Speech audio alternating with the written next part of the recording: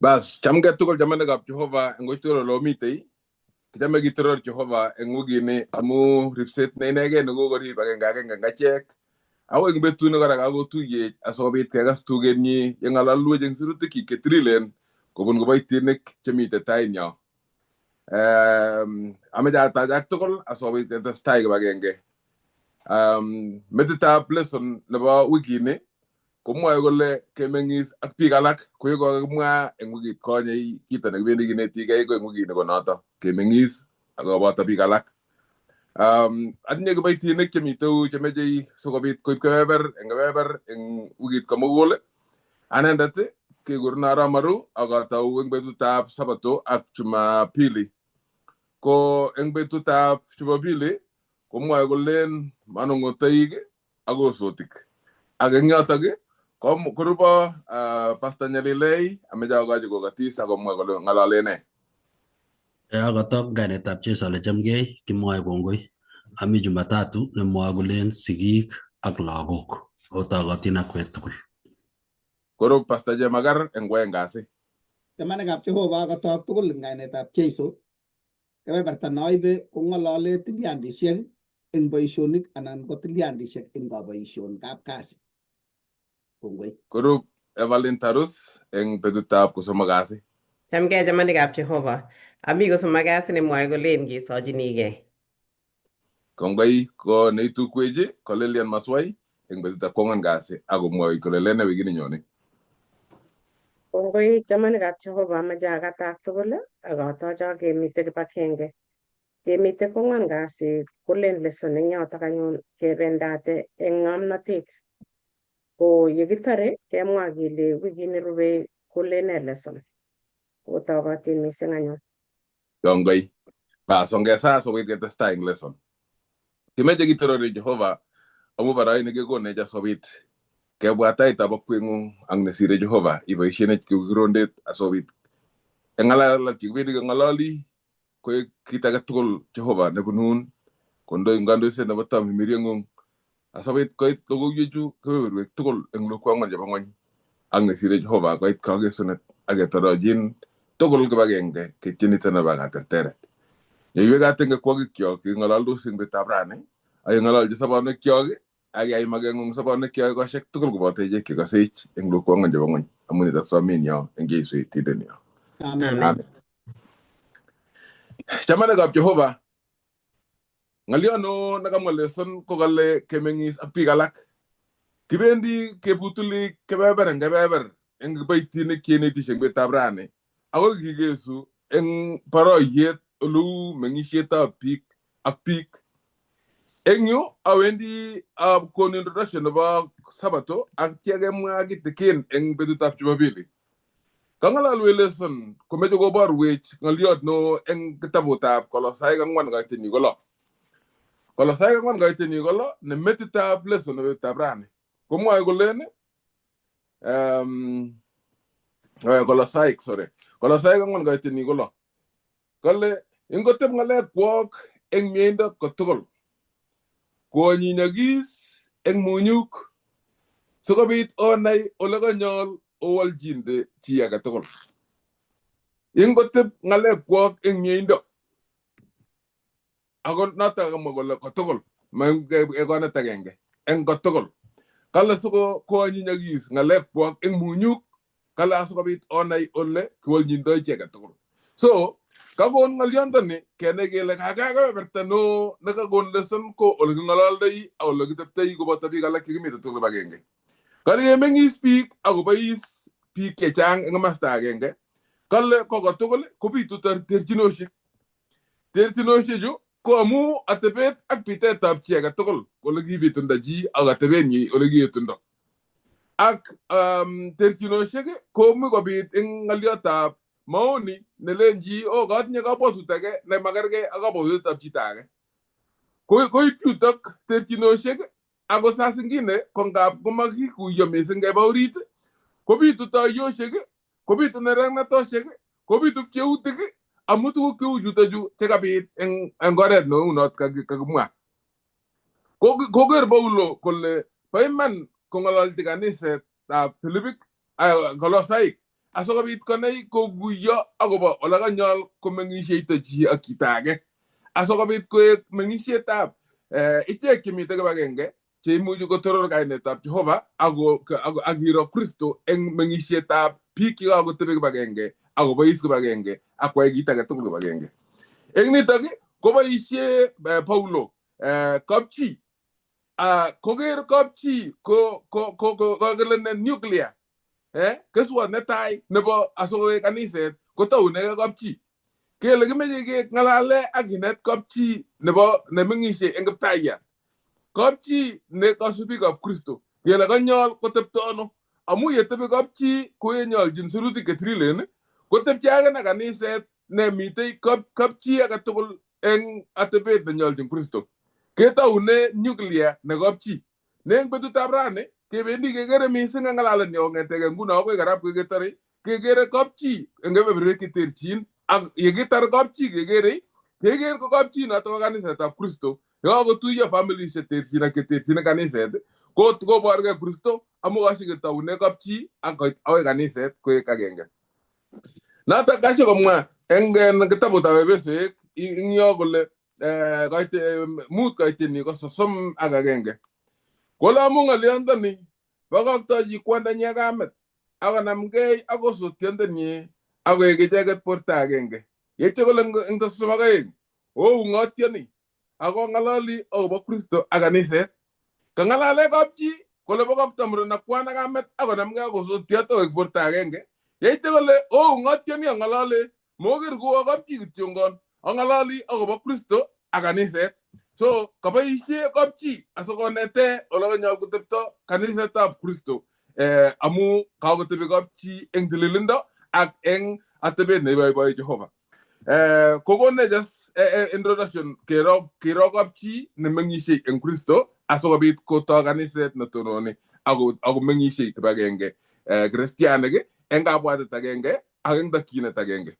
Kebwa betutab Jumapili kokonech tos tindoi chi ng'olyo netese introduction amawe betutab Jumapili. Bas Jumapili komwas akobo manung'otik ak osotik.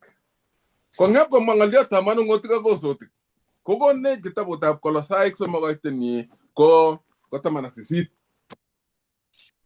Kebendi kesomane kitabu neb Kolosaik 3:18 ak kekerchindosi kora ak kitabutab Efesoek 5 kokonech kitabushechu tuwai kebeberwek aeng chekerkei ako ole maktoi tamirtab Jehova kondochin Paulo kosire baronochu ole kamakat kotepto kapchi kole as ing yu 18 kole osotichu okasit manung'oteikwok kuye nyolu eng Kiptayat 19 manung'oteichu ocham osotikwok amu kochi ng'wonindo kokonech lesson kito nekameche kotokobara eng yu nekaboisie kito nekure qualifier yani kale eng kotugul konyumnyum ako kikoek ng'olyon neng'ololi biik tugul chechang eng chong'indo kele kale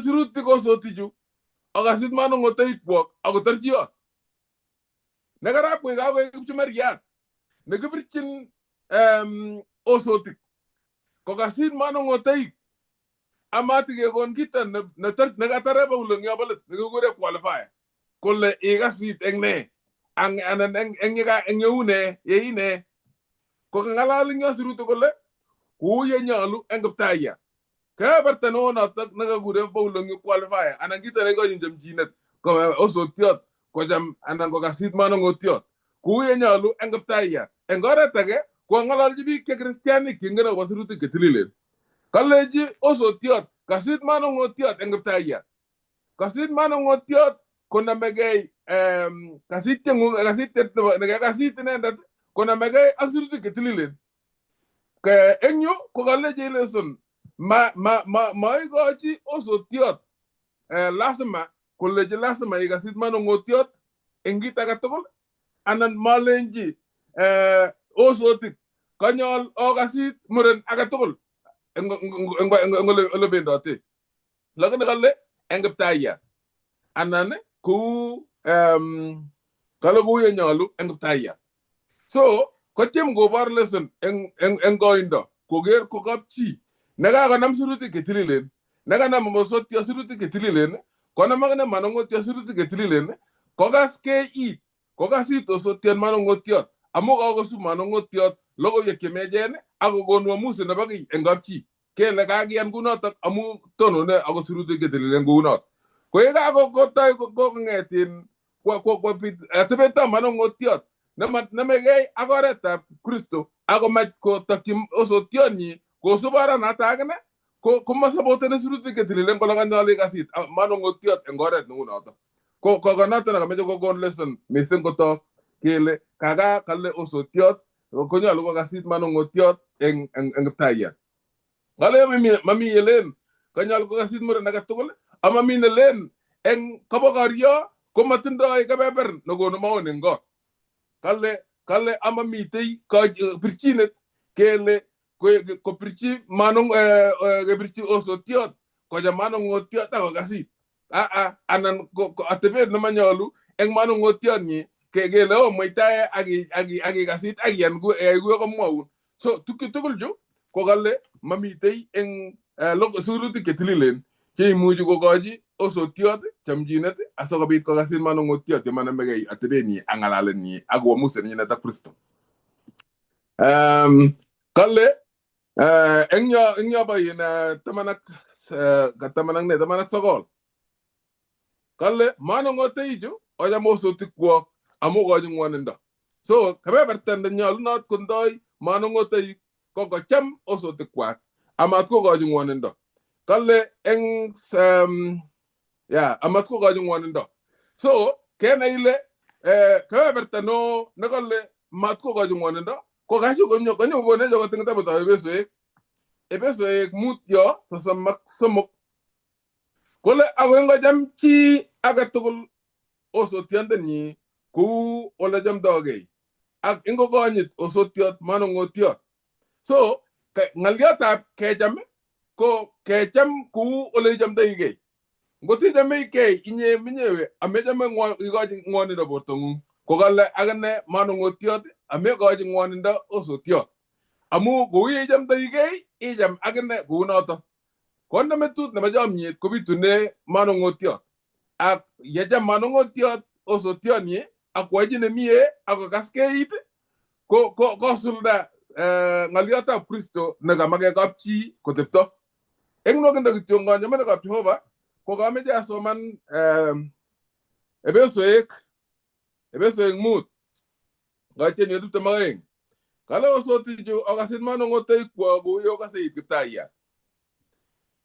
Kale kou ye okase it Kiptayat. Ye ikase it Kiptayat kekase it Kiptayat kosubkei ak sirutik chetililen kou noto akichek manongoteik. Kale amu manongotiot ko metitab osotiot kou Kristo akine ne metitab kaniset inendet yetindetab borto. Ako kou ye kase it kaniset Kristo kou notok akichek osotik eng manongoteik kwak eng kiy age tugul. Manongoteichu ocham osotik kwok kou Kristo akine nekicham kaniset ak kokoitogei akobo inendet.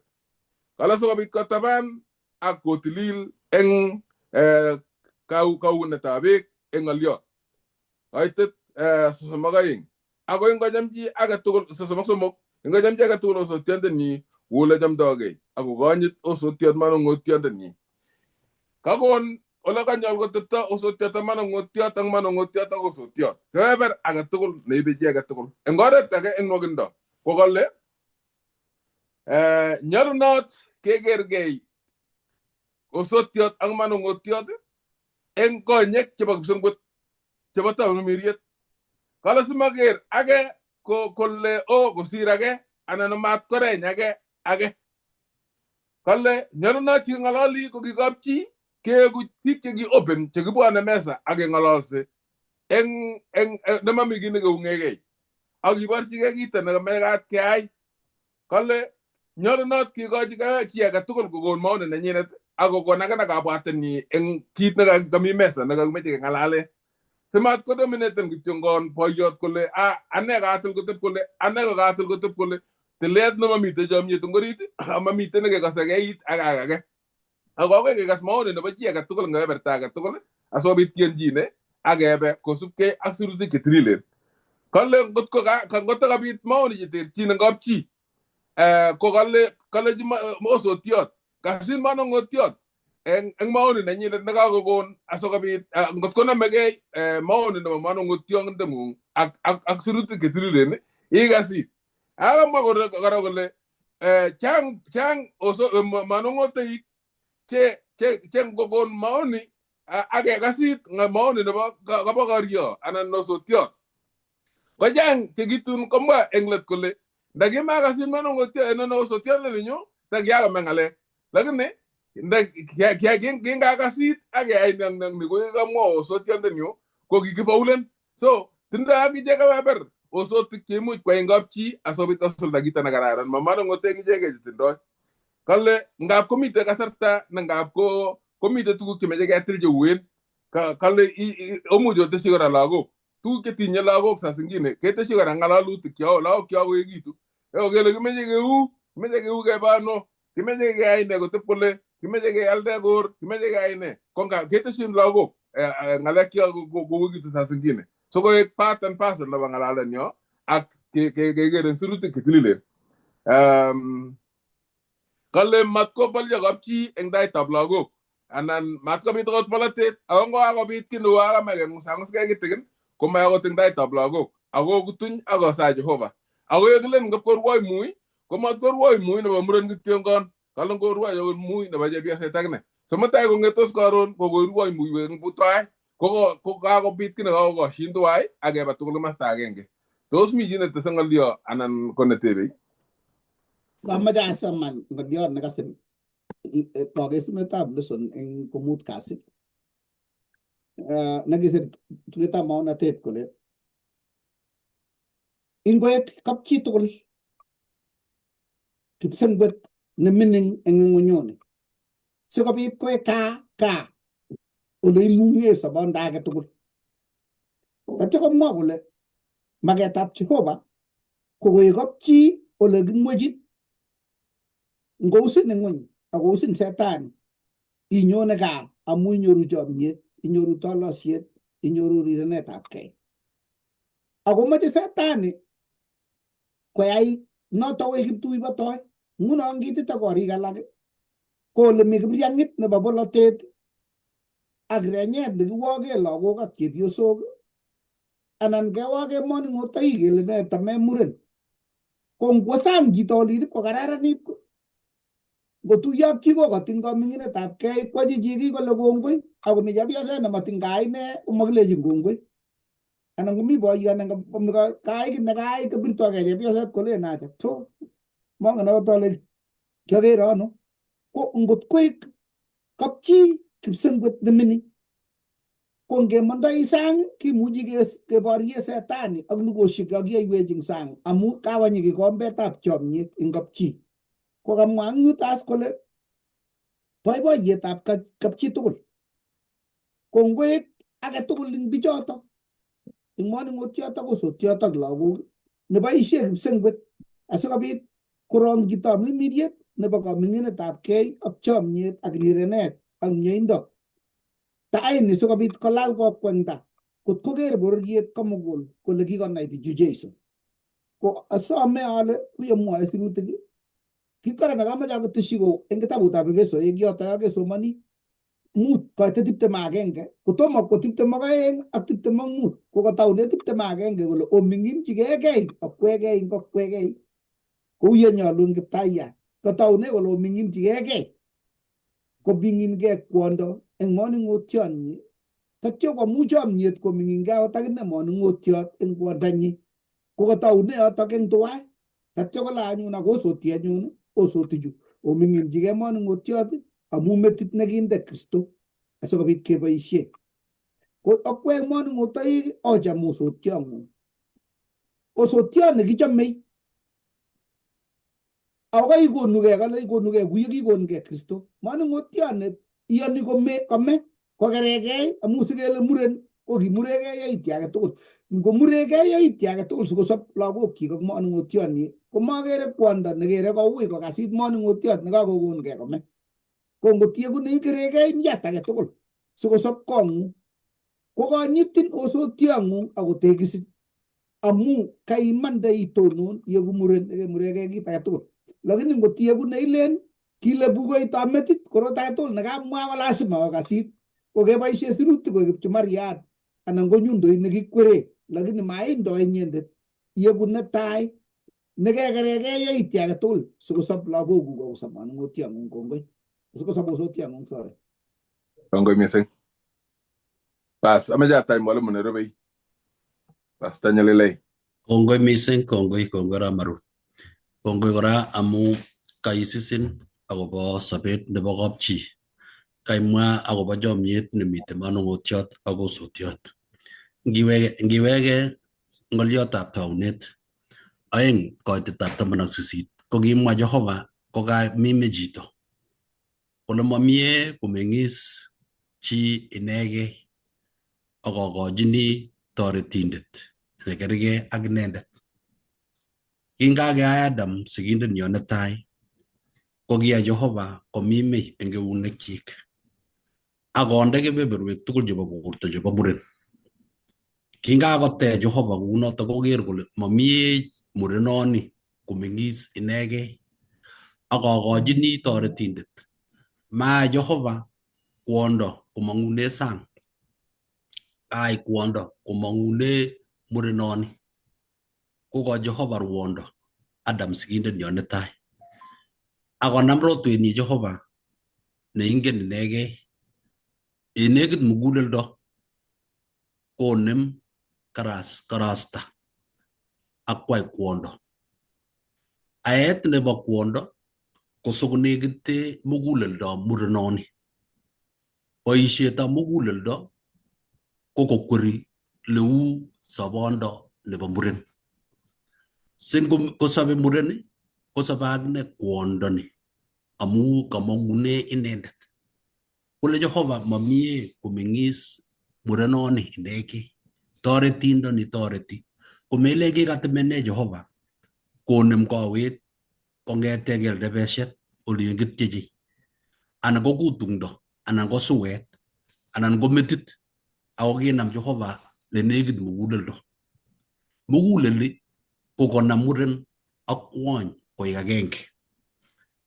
Tab komite tuguk chemuchi kowal sobetab kapchi amu ingen ile cheptab oret age ak murenoni kobunu kot age melen ketungei chetupchois amu chepkametit ak tupchenyi komakoitungei. Akoi iwe inyoru manung'otiot age yo kibendi koito. Ya kimut bichu ko akimut chepto nebo oret age. Konyokoi, yekakonyokoi kotindoi atebenyi lekikitekta eng gaa. Kokanyokotuiyo ak murenoni amu kicham. Amu chomyet nekikochomgei bichu nyokotuiyogei koek agenge. Nganyokotuiyogei koek agenge koek borto agenge. Kou lekiu borto nebo Adam kokinem karasta. Tuguchuto ko kergei ak ung'utiet noe Jehova neketuiyo biik aeng chemakergei koek agenge eng Kristo. Koek manung'otiot ak osotiot agenge eng chomyet. Chomyoni koma chomyetab chi. Ma chomyet no loglogoni kou satiet nekalal anan ko tiang'inik. Chomyet nebo kenyisiek tugul akoi kobesio meet. Kiokas komwoe pasta yo mite kanisa kole oyie kakituiye bichu sikotebi akoi kobesio meet. Koboru kele mami kiy nemuchi kobesio manung'otiot ak osotiot akoi meet. Ya komeng'is bichu anyun boiyot ak chepyoset ko logoek chemang'une kai ko lagok. Kimwa ak kioyonji Pastor marehemu Arap Karor eng Eldoret ko kingoneti ng'alekab family anan biikab gaa kokimwa koyonye kapchi stimet. Stimet kotindoi wainik somok, nebunu Jinja, nebunu Merkwete, anan ko nebunu Chemosit. Stimana kiboishe eng korikyok acheke omo keboishe stimoshek. Ko ngonyo stimet komi kiy nekekure transformer. Transformer iti koname wainik chebo nyigisindo nebo maat nakamangune station nekikinemune eng Merkwete olin anan ko kikinemune Chemosit chun. Nyokonam transformer itini kopcheita. Ko yingen kapchi ipko globit nemite taban yo. Kwondo lekichochone simet ing yo yekindo televisionit. Sitimana takenam sitimet kwaini cheka somok chomi chosirto baechen cho komengetu ibe awo kobar. Transformer ito kanyo konam maat kusub konam koleji akopcheita kuminingit. Koyonye kole boyot ko transformer it nenyigis nename maat neo. Kopchechi chepyoset konde koek wainik ko lagok cho mengechen komi lakwet ne mining, mi lakwet ne lion, mi lakwet ne mining, mi lakwet ne kochuchuni, mi lakwet ne kakowendoti, mi lakwet ne kakoet. Yekeker pichaina, kanam pichaina bo bicho, akere chepyoset akere boyot urno lakwet, mi kiy nekere bichu. Kere konyek tugul eng kanetishet nebo lagochu. Ko lakwet kotukomining lakwet kotokoberber. Amu kamwa sirutikab Jehova eng kitabutab Kalewenoik 22 kaitetab 6. Ngasoman kurgoti chotok ak 15. Kamwa ng'oliotab Jehova kole inet lakwet kosob eng oret nenyolu. Amu mabokoktoi akoi yetun kakoosit. Inet lakwet kosob eng oret nenyolu kobun. Ko ngomwoe sirutikab Jehova kole inet lakwet eng oret nenyolu kobun, koboru kele kit neimeche nemie nebo lakwet konyolu inet lakwanatak.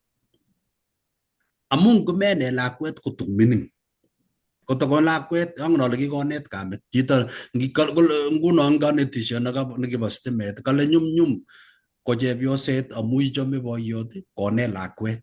Arawek 9 korok chemi moetab lakwet, mi moetab kamet lakwet ko kikonet kamet. Kotesetai lakwanatak kokase sautitab kamet, kotun kokisich lakwet kokase lekiu sautit nekimi sangunyi amu kimi orititab kamet. Ko mutai kakoet lakwet, inet lakwet komining eng betut kokergei ak ketit. Ketit kotomining ketit konyelnyel, imuchi ichul. Ngokwolo kole imuchi ichul kotomining. Komwa chi kole somanindet agenge nekile Dr. Dobson kale kenyisiek 7 chebo lakwet kobo kamanut kobo ng'ung. Kongete kenyit netai, nebo oeng, nebo somok akoi nebo 7, nginet lakwet tuguk chenyolu kosub eng sobenyi chekororonen chemuchi kokochi muguleldonyi. Kurgoti cho kibendi kanisa chekisomani Bible kotebe metit. Suguk chekisomani chekityeni chekiliochin. Ko nginet eng kenyisiek chotok 7 lakwet kotun eng kenyisiek 12, 14 ko kawo secondary lakwet. Ko mutai komite secondary lakwet ko tuguk chekikenet komining kotoi kotender lakwet komong kabwatutik. Igere lakwet koendi angit koit kenyisiek 18 kongen lakwet etan ak kit nenyolu keyai. Ko ngip komite komi university lakwet kakotebi inegei makomi ak sigik. Amu ngomi secondary lakwet kotukomi ak mwalimu. Komutai kawa secondary kawa university and kwa college kokap komingis inegei lakwet. Ko ngimainet lakwet atkinye igere logoekchik eng university, igere logoekchik komite college. Iboru kole anga kibut sigindet mainet lakwet komining atkinye. Konokole sirutikab Jehova, net lakwet eng oret nenyolu kobun. Kotukomining akoi tun kakoosit konyor kalwalek komautie ng'alek chekikemwochi baba nenyi ak mama nenyinet. Monot kityongon komwa eng kitabutab nekibwote ng'atutik kakimwa kityo eng nwokindo lo koitetab lo. Kongisomanate komwa kole yotepche ak lagochu kale inet koitetab 7 lagokuk eng kakiletabgei ing'ololji itepte eng koing'ung ak yeiwendoti eng oret ak yeirue ak yeing'ete irotyi ng'olyondoni koek kabarunet eng ichek. Ko ngorue lakwet komi tienwogik cheketyendin kot koru konam ruondo. Ko ngong'ete karon kora isochi kong'ete ko tuguchotok ingen ile kundit nebo lakwet kotokomining ko kitabut nemakisirgei. Ko ngotesetai lakwet konome ng'alek cheineti kila kere kamet. That's why ngikere kochuchuni lakwet in kamet kotobeni kondab kamet. Kere kabisa konda leu lewetitoi kondab kamet. Yetesetai koetu lakwanatak konetigei tuguk chebo sirutikab Jehova. Notok amwa kole inet lakwet eng oret yeiwendoti, yerue ak yeing'ete. Yeyoe boisionotok ko nyumnyum boisiet nebo Jehova. Komwa eng kitabutab Kolosaik 3:21 komwochi kwanisiek kale menereki lagok ako menereki lakweng'ung. Mutai kopirtogei lakwet akosimta tia lagok chekikosimta eng korikwak akikometo sigik amu kikipolchi makikaikai kenet eng oret nebo kamang'unet. Kokamech kityo ngamwa eng nwokindo ale sigindet kotindoi borotet amu lakwet komi euneguk. Mutai inyolili chepyoset ak boiyot amu lagok chekikobetyo.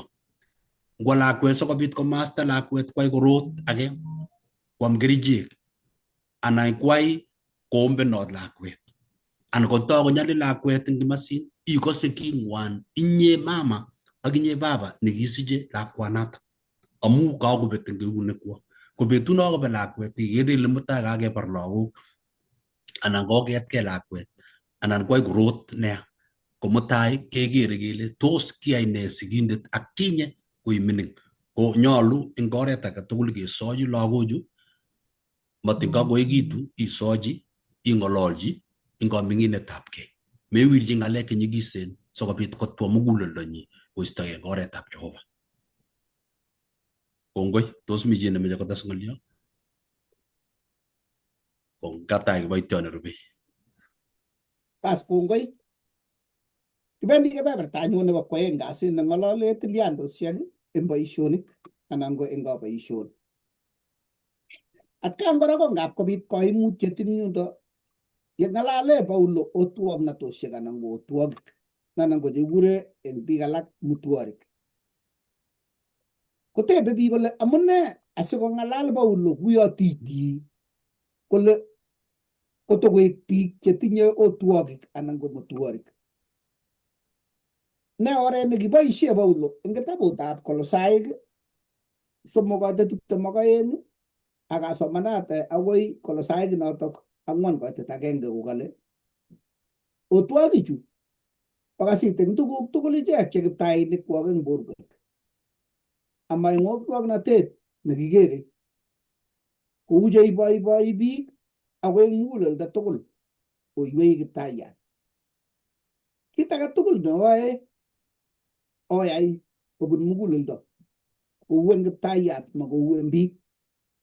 Ongen ole otoche eng kiptaiyat melekto nebo borotet oote kiptaiyat Kristo amu inendet neyoe neya kotun toche akine nebo yaityonotok kiyai amami titiet. Kiptainichu kokochi otwogik kwok notok nebo imanda ak nenyolu. Ongen ole otinye ak okwek kiptaiyat eng kipsengwet. King'yaa chito ko kikiya chito eng itondab Jehova.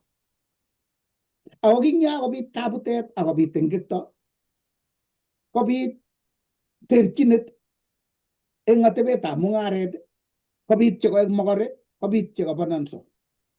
Koyai Jehova oret nekilen ingot kwo kosiep chi nyalil ko kiimuchi kokoitogei kotwogin eng kapchi kingap kikoito cheplakwa asikekon tany nekikee kingap kwa chi kootisiot koek meiwo anan koyakat toi asikobit kenyor chekiame ko amu tengekto nekinyo ng'ony kobit terchinet koyat Jehova oret nekimuchi keyai kou notok asikobit konyor biik sobon anan ko chi nekakiyochin ikonu keyai biyot chichin siyakte chepkondokuk chekakiyochin ngong'ololi arorutiet neos akobo otwognatet koter ak ole kiu bororiosiek chekibo betusiek choto ki biik ortinwek aeng chekibitune biik mi biik chekanyalilso akoek otwogik akomi chekap kelul kakibargei eng lugosiek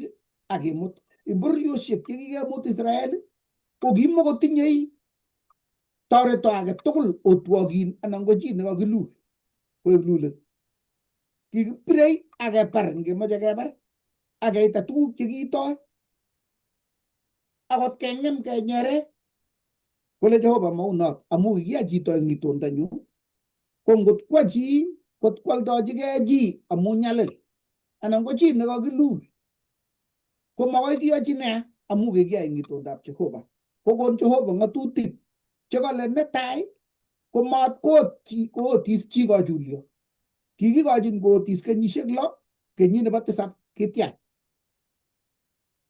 ko noto amune akot mbarenik ko kibati mbarenik kenyisiek 6 nebo 7 ko ndun kora ko kimi Jubilee ko ngot kibesende nekiyo ngipko Jubilee kowek oret nekibo mbaranato ko kikaya Jehova kit nekure reset simatebe nyalil kapchi akoi iwendi ngipkoit betusiek choto kowek mbaret akowek kiboitiot kotiagak kekonin amitwogik ako kanyinyoru cheiyome ko simatebe kapchi bananda akoi eng betusiek chekibo arorutiet nelel ko kimi betusiek kora akot akichek chekikiboisie otwogik eng ortinwek cheu choto mi chekikure gladiators eng Rome chekikiname otwogik tugul ak meet anan ko lulenik kobargei eng olin korotik asikobit kororisotos biik eng theater yani uyo kakiba sinema amu kitom koe sinema kekanye kobargei biik bargei kabisa akoi kobit nekabit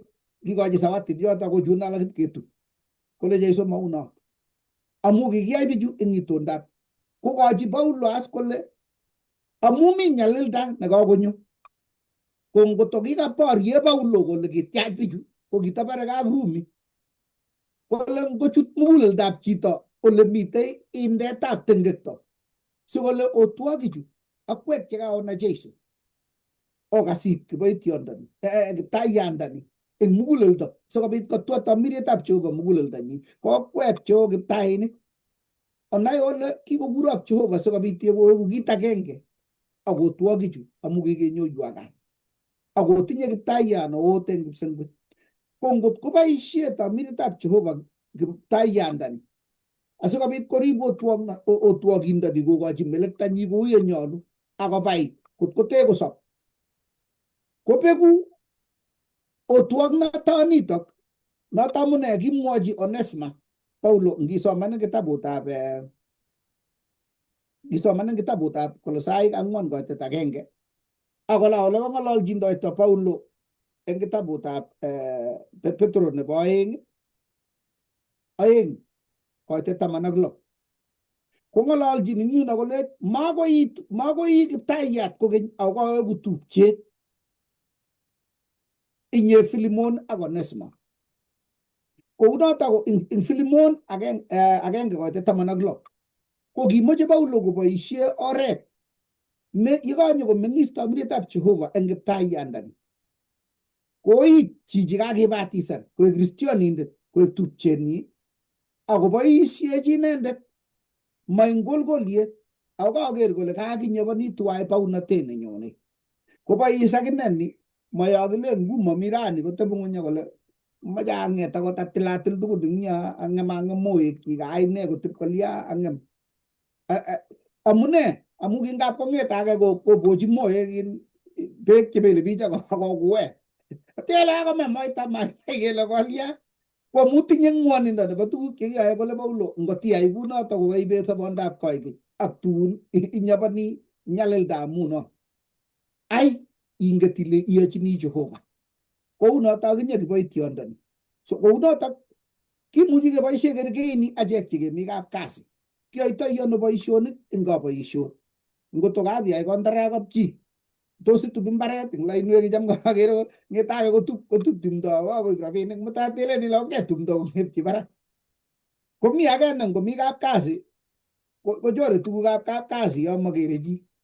Ingot ko kikiboitinik chekiyochini Jehova keyoe kingen kele boisienyo ko kipsengwet. Kimwa Martin Luther kole ai boisiet ne akot ngot ko boisieng'ung ko ibuch oret ibuch kot kotononso malaikaisiekab Jehova kole okajanyu korok oker chichi, yani kole ibuchi oret chichi kot ko kwong malaikaisiekab Jehova kole okany korok anyun oker chichi otong'ong'chi korok oker oloito boisiono. Kot koker biik kole mi kit nekina chichi ako ngot koboisie biik tugul kou nitoni. Ako Daniel kingomi Babylon kokiyai boisiet nekingelen kecheng record nebo kitabusiek chik ko kimokomi ole kenyorchin.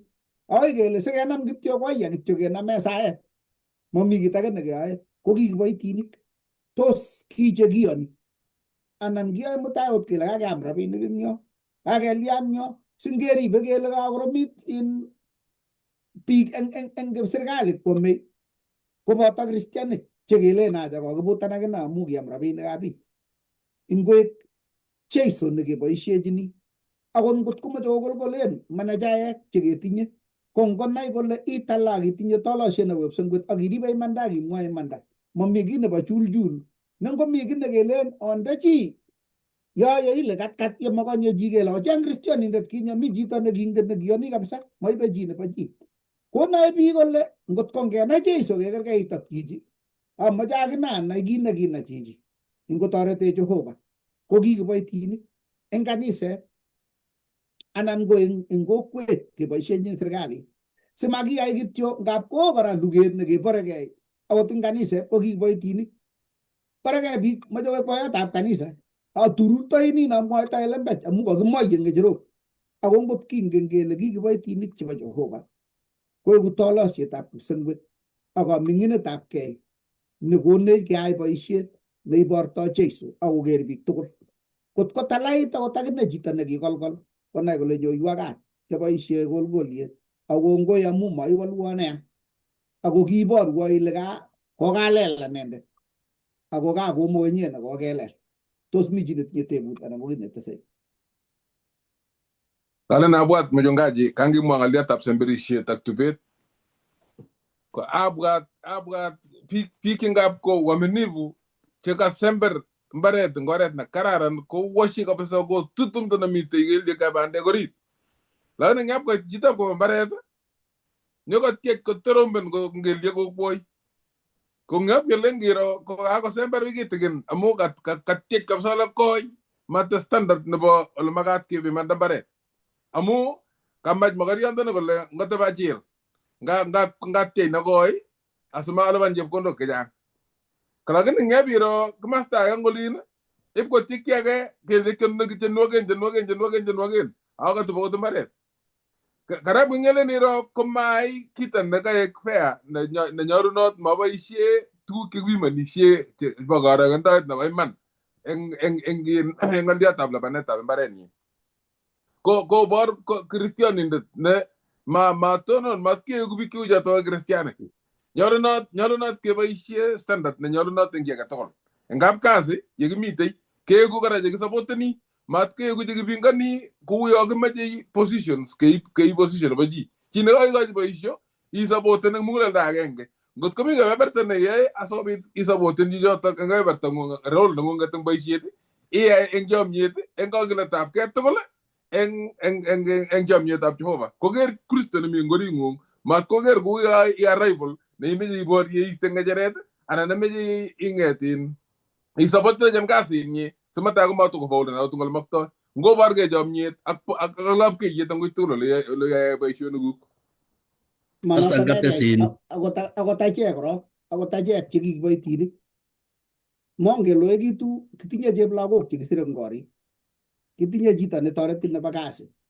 Tos ngoker biik kole iriptoi chichotok, kolen chichi amache atabois ngoi amu tuguk chekiyoe ngoi koba iman, ngo kami akot chego, ngo kami mshahara chechin itesyi betut age ile uyo nyalili eng komosaya kole ngotoret komosi. Ko tos kibarte eng kokwet kele oyen komi kasi kai tainye neyoe kasi koyotok, anan kichile kabisa neriroti chito mutai ak ikere ile nyalili, anan kokerebe ako lakwet cheplakwet koyai kasit ako mi chun sukul, anan tos itoret kora akot ngomawo sukul iman inet inyendet.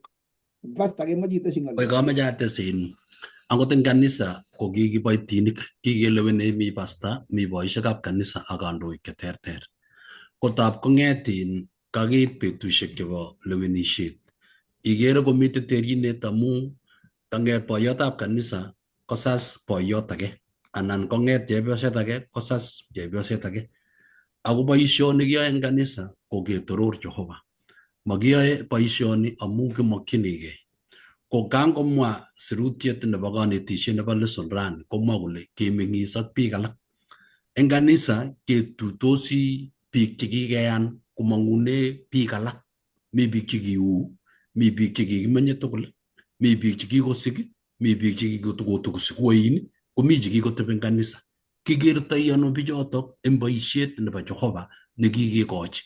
Simat keyai boisiet ketindoi saget ak keker biik alak kuyo mobo komonut amu kitebe kanisani kenyisiek 20 anan ko kenyisiek 30 ak iro kiboitinik chechang chekikoba kobendi, ikere pastaek kobendi kobwone, iegu inyendet nekeegu kungit nekeng'em kaniset nematirib kaniset kosob. Kiteptoi ano eng chomietab Jehova sikeker biik alak koek komonut kosir lekiu, ak ketach biik alak sikobit keyan boisiet neoe kele ochin Jehova. Amen. Kongoi. Pas ngatach kiboitiot nerubei asikobit koibwech kebeberta nebo somok. Kongoi kimite kosome kasi. Kitesetai eng yuto eng lesson nebo kemeng'is ak biik alak, kakenetech kemeng'is ak biik alak komeng'is kapchi. Kakonetech Maru komeng'is kapchi boiyot ak chepyoset ak lagok, ak kakonetech kora pasta about akobo sigik komeng'is ak lagok, ak kakonetech kora kakekas ako ole teptoito biik ak kiboitinik kwak anan kapkasi. Ko nguno kemite kosome kasi netesetai kora eng yotok kesochinigei. Meng'isiet nekisochinigei. Amune sikobo komonut mising saet nekesochinigei. Ngesoman eng kitabut lemwowech Paulo eng kitabutab Kolosai 4 koitet 2 akoi 4. Kale okiligei kotugul eng saet. Okiligei kotugul eng saet. Oripsei eng notok koboto kongoi. Osaiwech ak achek sikoyatwech Jehova kurget nebo ng'oliot kemwa ung'otietab Kristo. Kikirata akobo notok siabortoi kou yenyolu amwa. Ko notok nekamwa Paulo, ko kit nekakimeche kinetkei eng yu ko kateb sirindetab lesson eng yo kole ne tuguk chebo saet che inyorchini sirutik chotok kakisoman.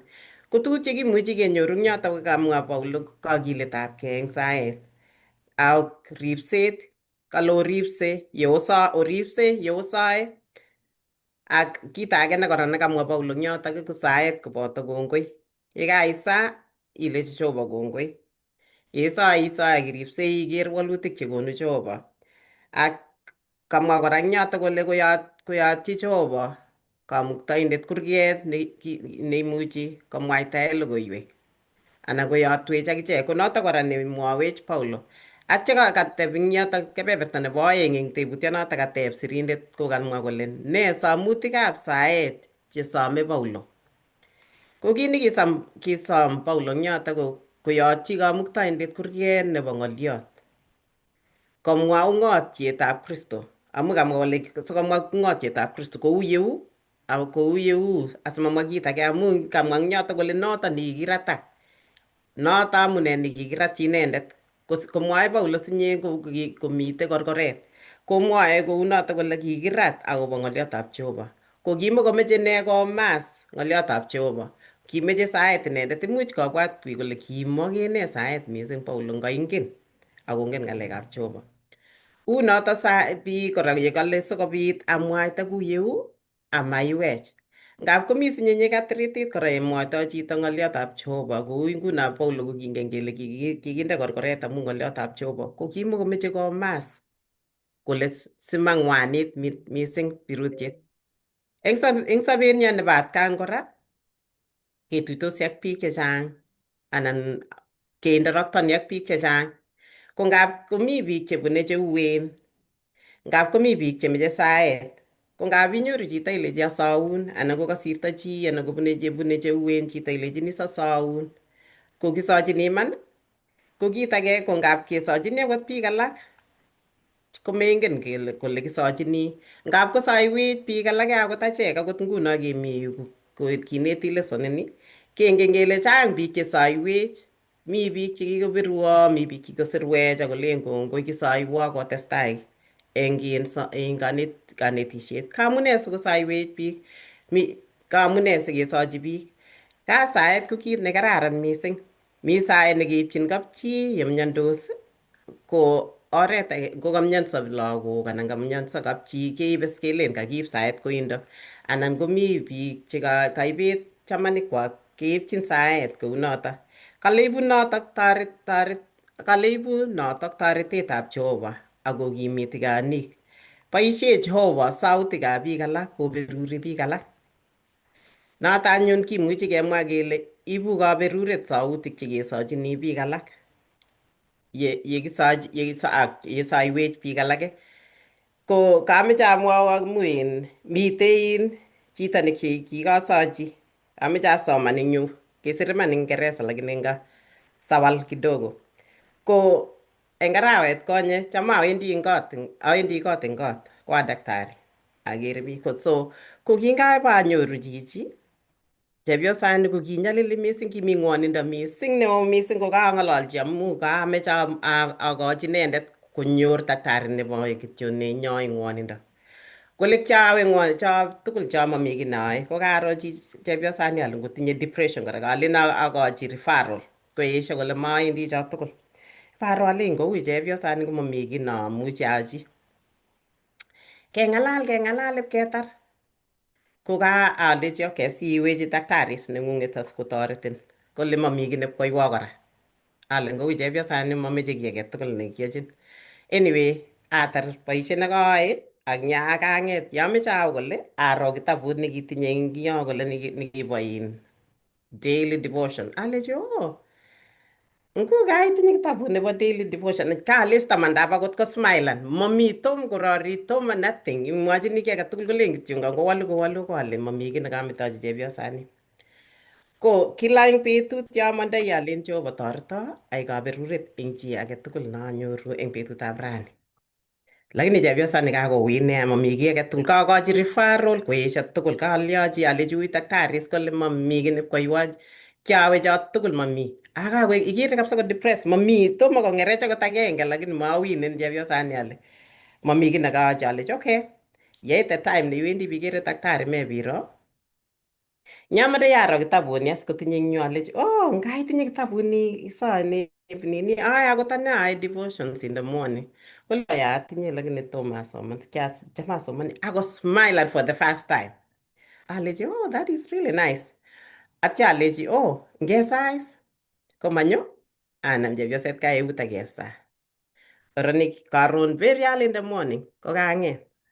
Kosirwa ngasoman eng Kingeresa. Kole hello Evelyn. This is kamwa kainenyi from yesterday. Something amazing happened. I had to go to sleep at 7 p.m. last night. I slept many hours for the first time in many years. I woke up this morning without no pain. I have been praising God, giving him great thanksgiving. I pray this will last. You must have been an angel. Chepyoset neko kakoesho tuguk tugul ko kobaibait mising lakini kokiyai kwangutik saet nekitachan chepyosana amu kile kikotebi mi ngwonindo mengen akot ruondo. Kasir eng yo kole kiarukwaru netai last night. Uni koi malaikayat. Ngamwaita eng Nandi eng yoto kole kindakasoch inendet ko karon kosirwa kunoto no kole kwaru netomo arue eng kenyisiek chechang. Kole ngui malaikayat. Ko kamwa eng yoto kale saet ko kit newalu Jehova, toreti Jehova, boisieni Jehova asikobit kowalchi biik alak sautik. Ko oret age noto. Ngisochini chito ibortoi chomyet neitinye chichoto koik kristianindet. Kibortoi ile imakchini nemie ako ichome icheket ak ibortoi kibagenget nemie eng Kristo. Kesochinigei kounoto ko oret age neboisie Jehova sikoib katuyet. Ngab ikochi chi anan iyochi chi ki nekatiny sobondanyu komwoe chito kole mami kiy age nakonin asaun kityo. Ko kit nekonu kaberuret kora saet. Kale ngab ituiye chorweng'ung kolenchin komwaun kolechin asaun akot ko komaingen.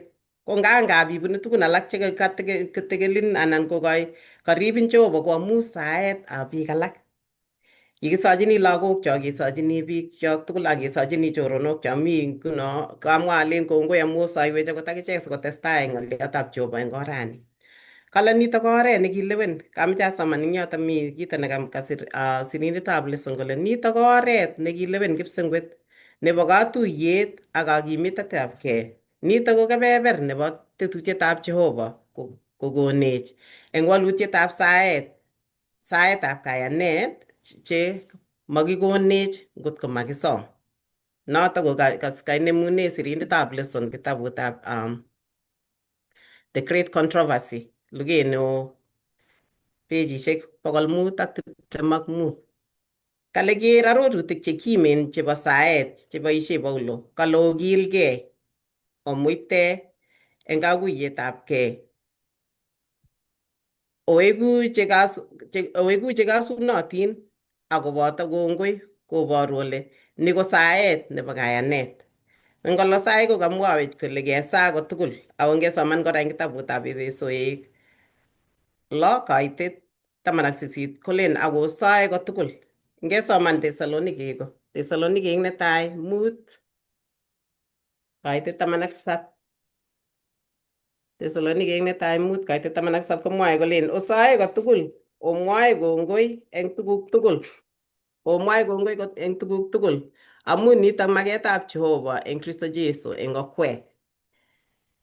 Kale kora eng yoto kole amu ngamakingen kesaa kou ye nyolu, ngesoman eng Romanik 8:26 kosaiwech tamirmiriet eng tigenoik chemakimuchi kemwa. Romanik 8 komwawech ne yoto. Romanik 8:26 mwae yoto kole ak toreti kounotok akine tamirmiriet nyalulenyo amu makingen kesaa kou ye nyolu ako saiwech tamirmiriet inendet eng tigenoik chemakimuchi kemwa. So ko saiwech tamirmirietab Jehova kora. Kale soman mi tebutiet kora nekamwa eng yoto kole soman konyil kokeny Kolosaik 4:3. Ne kurgetab ng'oliot neimuchi koyotun Jehova si ipcheite kayaneng'ung. Eng yoto ko kamwae Paulo akobo boroindo anan kasarta neimuchi kokon Jehova sikobit imwaite ng'oliotab Jehova. Kale kasarwek chechang ko yeimi kasi family yemi kasi imuchi imwaite ng'oliotab Jehova kora. Yekokonin kurget nekonin Jehova sikobit imwaite ng'oliondenyi. Imuchi ikimit biik alak, imuchi imi kasi, imuchi ong'ololdosi ak chi kotokoimwa anan komwaun chito tuguk chebune cheuen kotokoimwoitoi chomyetab Jehova kora eng yotok.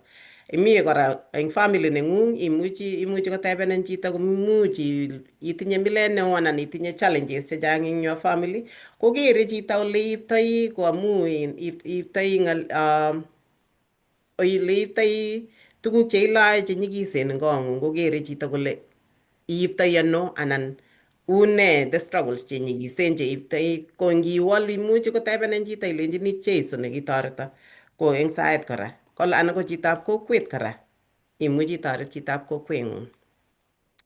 Kale eng boroiyet ko kisa Paulo kokeny akobo ng'alek che nyolu kemwa, ako eng yu kosome saet komwaita ng'oliot kou yenyolu. Ko kisome biik alak asikobit kotelel inendet akomwa ng'oliot kou yenyolu. Kakamwa eng yo ale imuchi kobwat biik kole kingen tuguk tugul Paulo amut cheimuchi komwa. Eng yu ketinye kiboitinikab Jehova eng yu kora kitinye pastaek nyu aeng. Ko nga akot pastaek akichek konideni saet anan komache saet nekisochini anan komache saet nesochin biikab kanisa. Amu icheket kora ko biik kokesochini kokochi Jehova tamirmiriet, kokochi Jehova kora kakiletabgei, kokochi Jehova kimnatosiek cheimuchi koboisie. Amu makoi kimete pastaek akichek akele mitei kiboitinikab Jehova kongen tuguk choe, ingen ako suppose kwai kou ye makat anan kwai tuguk chemakchin Jehova kwai. Nga icheket kora komache saet. Kou nguno kijanaiyat nenyonet kotokomining ako kikikochi boisiet neo koek pastor. Ako ole kipkoek pastor komelen kiwo kaniset ni age tugul ni. Kikikochi inendet koek pastor eng ole mi biik kipng'omekek chamite ongen une naat mising Mayo Hospital eng yundo ole mitei. Ko kingwendi abwat ale ipkomwae ne anyun akot komining. Ko kikinde inendet saet kisochini kila kingen kele asikokochi Jehova kimnatet asikomuch konai tuguk chemwoe akot akine kou yekisa Paulo kole asikobit anai kit namwoe kou yemwoe sirutietab Jehova. Ko kakenai eng yutok kele saet nekisochinigei ko kit nebo komonut mising eng chitugul, kit nebo komonut mising eng kristianik ako kit nebo komonut mising eng tilyandit nekitinye ak Jehova nenyo ak tilyandit eng biik kou yekakenetkei akobo kemeng'is ak biik alak. Kongoi mising. Tos mi chi netinye kiy nemeche kotes?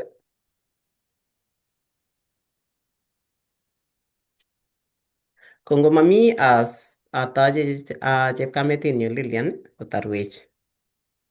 Kongoi missing Evelyn ak mwalimuinik chekakebe kibagenge eng agenge kinetigei lesonitok nekabo 12 nelen kimeng'is koboto biik alak. Kokakenai kele biik alak ko konyo, lagokchok,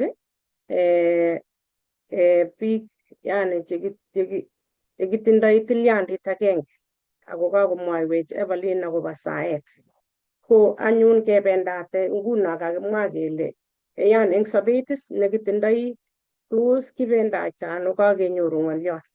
Ko kimwa Paulo kobwatwech kole ngot komite kito nebo imanda neketindoi ko imandab Jehova nekikeng'ong'wech nekikinai kele kinyo Jehova koborunenech Jeiso ne notok mwae akot eng lesonit nekobo nebo kotaini kolen katuyetab kipsengwet kobun Kristo ak achek komng'ololwech eng kitabutab Filipit chekokenetkei akemi Kolosai nguni. Keker kele ngot ko kakitindoi imanda nekitindoi ko imanda nekitindoi konyone ak eng Kingeresa kelen responsibility. Yani makutiet iyaige.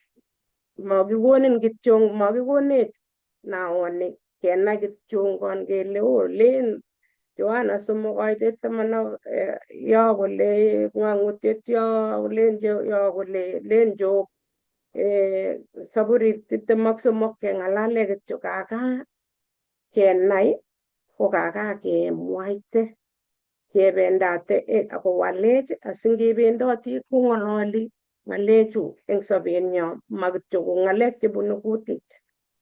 Kong'ololwech eng kitabutab Kolosai 4 koitet 5 akoi 6. kokameche asoman kitikin sikobit keng'alal kale obendoti eng ng'omnotet eng taitab icheket chemi sang. Ingoek saisiek kamanut eng kokwet.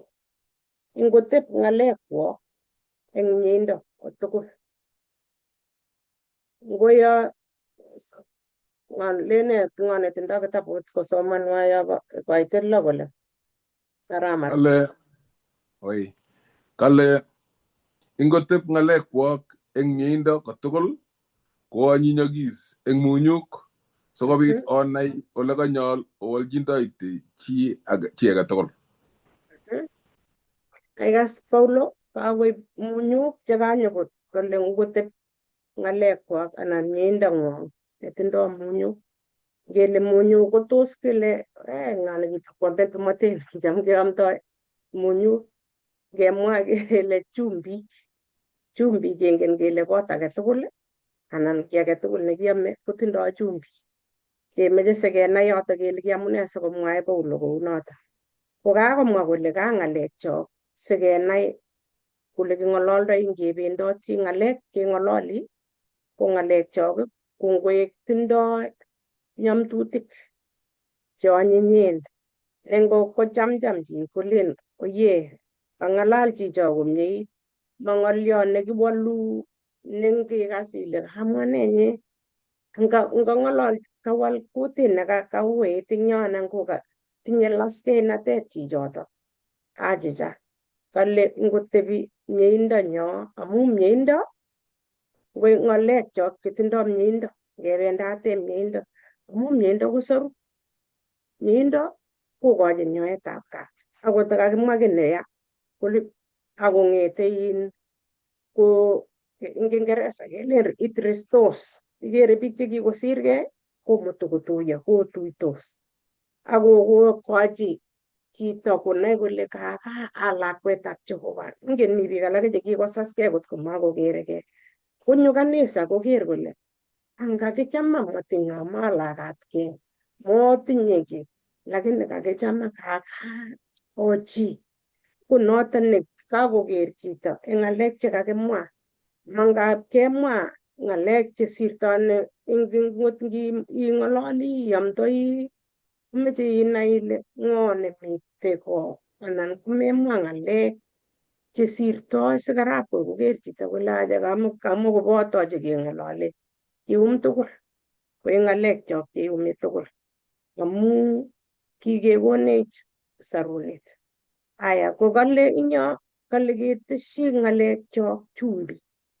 Chumbiot kalechin chumbiot ko korom. Ikere kiboe teta. Chumbik keboishe kele korib tuguk kikere angot amitwogik chomite chupait kole kokikinde chumbik sikoribok kotebiso mang'emokis ako kokonu anyinyindo. Kale kiam amitwogik chematindoi chumbik sikas lakini ngeteshi chumbiot kityo nenginam angot eng siyet oeng kole kotutikin kole kotekere ile kakwanyinyitu. Ole kicham kokimite lagok kokaesho lakwet kochuchun kinet kale kendochin eut kole kitikin kole sikendochi kutit kole kochamcham lakwet kendochi kinetab kamet kochamcham. Ikere ng'oliondoni ile kamwa Paulo amu inetech asikobit yeking'ololdosi ak biik alak ko ng'alekchok chekimwoe iman ketonone iman ko ng'oliot neking'ololi ko makat keng'alal matiwiru ng'al buch. Ngoek ng'alekchok chekikure eng Kingeresa measured ikere ile kamakat kemwa yutok sait nito nemakat kemwa anan ngap komi tugun alake ile achicha masait nito anan ko ng'oliot mesiste ng'oliot ko kamakat kemwa amu imanda amu toreti biik alak asikobit mugulelwokwak kotiagak asikobit kobwa konai ng'oliotab Jehovah. Kisomanech amu mwoe bukuit kole ki kitabut nekisomani. Kaka akot eng Kingeresa angot atebenyo ka ng'alek chebunu kutinyo kang'alali bortonyo ng'alek chesire chebunu kutit. ngip kokerin chito kole netai ko kakonai kole chichi amuchi atebe oret ole awendi. Kokerin kole acha kere ngemaste kebun yun makanye chichono kwen amune kashikotobenin ako kashikosomanin ko ngoek amu Kristo nekiketach ko sikenyoru saet asikenam ng'oliotab Jehova eng sait age tugul ak keng'ololji ak Jehova kokonin eng tamirmiriet ne tilil. Ko eng yu ko kakokonech Paulo kele tuguk chemoche kenai eng yu kele ko ng'omnotet anan ng'omnotet no kile eng Kingeresa wisdom ko ma ng'omnotet nitok koma kityo no kile knowledge yani nobo kitabut no kisomane nikibo kitabut.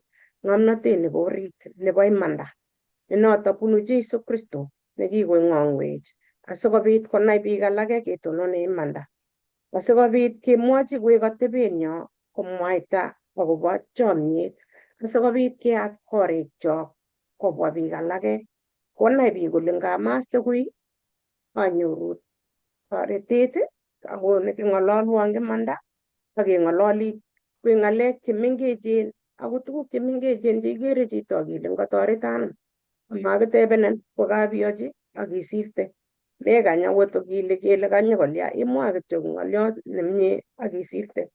Kokakonai chicho kole kero chicho kamwa kiy kole anan konyo chicho kanyokosirto kotoret akwechigei tun betut age kobwoti akot chichoto kolen kitun sianyo kanisani anan sianai kamuktaindet Jehova amu ki chicho nekiyai kole koek ng'alekchok chetoreti chekure biik alak koek ng'alekchok ole kibendoti koek eng tamirmiriet ne tilil nekonech ng'oliot eng sait age tugul amu kaking'alal ak Jehova ngap iwe kokaek kanyikisitu ng'alek chekeng'ololi chekisiregei kot kotemenenin ile imwoe nee ko ngoek ng'alekchok nekimite ak kipsengwet sikobit kotoretech ng'oliot nekilyo nekimwoe angomuchi kolechin tamirmiriet ne tilil achicha memwa isis ko kosisek ko ng'alalet neikochin nekere biik alake amu iwendoti eng ng'oliotab Jehova.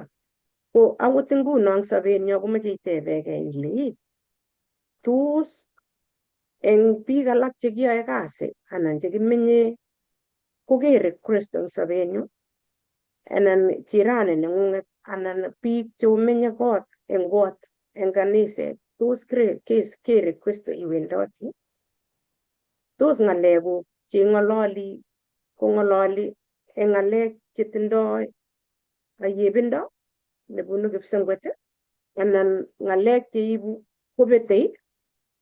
Abwoti ale ing'ololchinigei ile ingwek ingesemberchigei ng'alek chekonech yeking'ololi keng'alal eng mutyonet ng'alek chekonu kipsengwet nekakile koek kipsengwet neming'in eng kong'ung anan kanisetnyo asikobit kobwa biik alake chemeche kamung'et nyokonyor kole ngamaste ngot kanisani kokoi kiakas kele kanisetab bichu ngiwe kotokoyoomisiei amu kaama rubet. Mi biik chebwone chematindoi amitwogik ko ngalya mangap keibu amitwogik ile akot ndeibu inye tutikin keamisie yekakitar kebe ketit kel yun keamisie anan kesich potluck kobwa biik alake chebo visitors kokanyokonyor ikere ile oret agenge nekinyorune ole kibendote.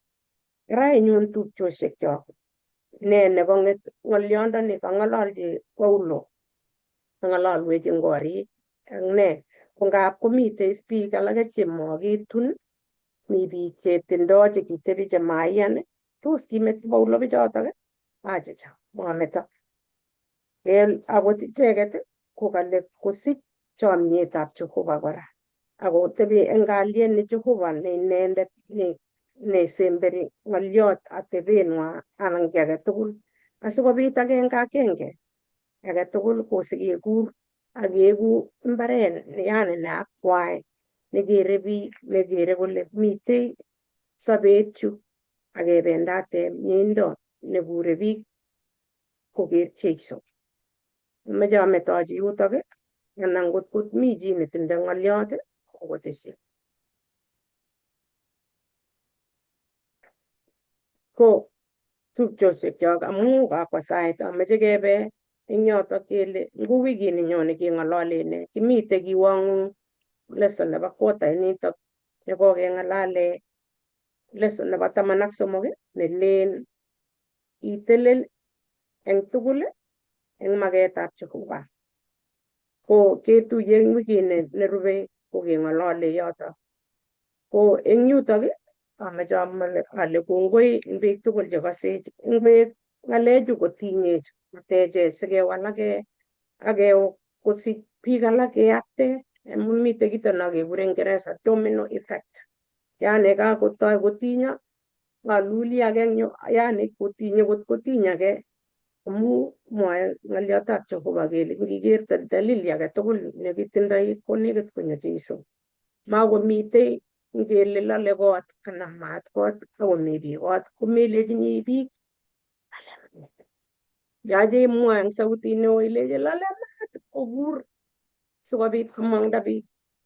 Makomi sait betusiekyok neisistoi ng'oliot nekaikas. Ngonamin maatab Jehovah ng'oliot nekekas iyapte. Ngoek ng'alekchok chekiyoptoi ngomi kapkasi anan konia imwa ile kwasoman. Anan kokonin tamirmiriet kakemwa kele konin tamirmirietab Jehovah ng'oliot asikobit ing'alal. Mesiste asikesich testimony nekimwae kele kokamwaiwech Eva akobo chepyosana nekinyor koek malaikayat nekinyokotiny. Kotos ane ak inye kotos kitiny ng'o eng wikini? Koberure Jehovah amache kesaa Kiptaiyat Jehovah kimwae kongoi amu kainetech. Kongoi eng tamirmirieng'ung netilil neinetech akotesetai konetech sikobit kewalake kenai Kristo asikobit yeiweke Jeiso ketuye kimye akenai kele Jeiso nekikilgeni kunye Kamuktaindet nyo kingen kele asikecham tupchosyekchok anan biik chemakingen chetomo konai ko atebenyo neiwole asikobit kokochi koeku lilindab Jeiso nebunu inye asikoro biik alake. Kakakimwa kongoi akoi ketuye eng wikini nyone kora ko ki mwalimuinik cheinetech koi mwalimu Nairobi koinetech eng wikini komugul akobit kibaraste anan kemwochi biik alak sikobit konyor biik lapkeiyet nitok kikenyoru. Kongoi amu kimwoe kongoi eng kainetab Jeiso ne Etindenyo. Amen. Amen.